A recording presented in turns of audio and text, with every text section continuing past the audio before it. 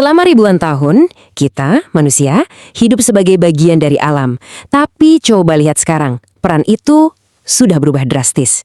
Kita bukan lagi sekedar penumpang di planet ini. Kita sudah jadi arsiteknya.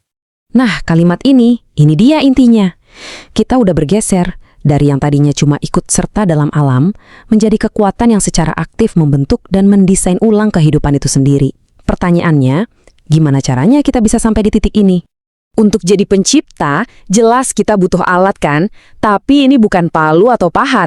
Alat yang kita pakai jauh lebih canggih.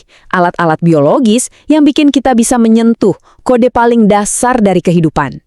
Oke, yang pertama adalah alat yang paling presisi, rekayasa genetika. Coba deh, bayangkan DNA itu seperti program komputer super panjang yang menjalankan semua makhluk hidup. Nah, rekayasa genetika itu, ibaratnya kita jadi programmernya. Kita bisa masuk ke dalam kode itu dan langsung mengubah perintah-perintahnya. Prosesnya gimana? Kalau disederhanain, ini mirip banget sama copy-paste di laptop kita. Para ilmuwan nyari gen untuk sifat yang mereka mau, misalnya gen anti hama di satu tanaman. Terus, gen itu mereka salin, lalu mereka tempel ke DNA tanaman lain. Hasilnya, tanaman baru yang tiba-tiba punya kekuatan super tadi. Keren kan? Selanjutnya, ada metode yang lebih klasik, tapi jangan salah, nggak kalah hebat. Hibridisasi. Di sini kita nggak ngedit kode secara langsung, tapi lebih ke mencampurkan dua perpustakaan genetik. Caranya, dengan mengawinkan dua individu yang beda, dengan harapan anaknya dapat sifat terbaik dari keduanya. Biar gampang bayanginnya, nih kayak gini. Kita punya dua atlet juara. Satu jago lari, satu lagi jago angkat beban. Terus mereka punya anak. Harapannya, si anak ini bakal mewarisi semua kehebatan orang tuanya. Jadi satu individu super yang baru. Itulah inti dari hibridisasi. Dan yang terakhir, seleksi buatan. Nah, yang ini adalah permainan jangka panjang. Di sini, peran manusia tuh kayak juri atau pencari bakat untuk alam. Kita nggak ngubah gen atau nyampur-nyampurin spesies, tapi kita yang milih siapa yang paling oke untuk lanjutin keturunan. Selama berabad-abad, kita cuma milih sapi yang susunya paling banyak atau gandum yang bijinya paling besar untuk diternakan atau ditanam lagi. Terus-terusan kayak gitu. Ini tuh pada dasarnya evolusi yang kita percepat. Bedanya, yang jadi sutradaranya itu tangan kita, bukan lagi alam liar. Nah, semua alat canggih tadi itu bukan cuma teori di laboratorium loh. Hasilnya nyata banget dan bahkan ada di piring makan kita setiap hari. Yuk kita lihat beberapa contoh yang pasti kita semua kenal. Coba lihat jagung ini. Percaya nggak nenek moyang liarnya itu kecil, keras dengan biji yang sedikit banget. Lewat ribuan tahun seleksi dan hibridisasi, kita berhasil mengubahnya jadi jagung modern yang besar, manis, dan padat isinya.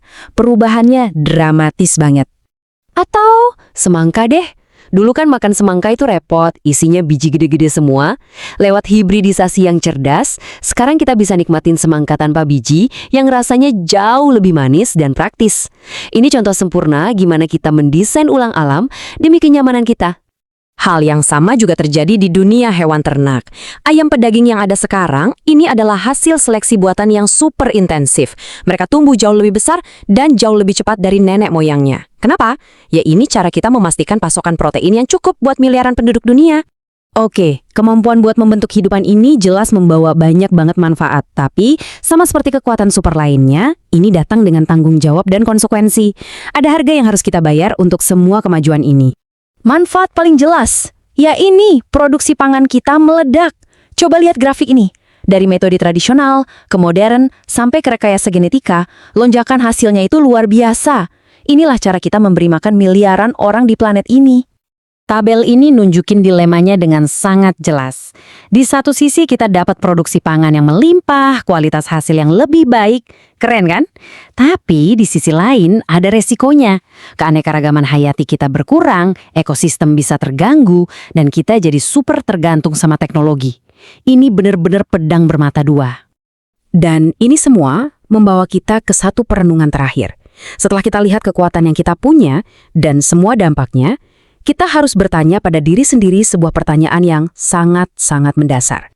Saat kita terlalu fokus sama beberapa jenis tanaman atau hewan yang unggul, tanpa sadar, kita justru mematikan ribuan varietas lain yang udah berevolusi jutaan tahun. Keragaman genetik di alam liar anjlok dan spesies-spesies asli pelan-pelan tersingkir. Ini adalah konsekuensi nyata yang mungkin nggak bisa kita putar balik. Jadi, inilah pertanyaan pamungkasnya. Kita punya kekuatan untuk jadi semacam dewa kecil di planet ini. Bisa mengedit, mencampur, dan memilih kehidupan sesuka hati kita. Tapi, hanya karena kita bisa, apa lantas berarti kita harus? Sampai batas mana kita boleh mengubah kehidupan sebelum kita merusaknya secara permanen? Pertanyaan itu, saya serahkan pada Anda untuk direnungkan. Sampai sini sudah paham? Jadi kalau teman-teman ada yang mau ditanyakan, silahkan komen dan bantu channel ini menjadi lebih besar dan maju.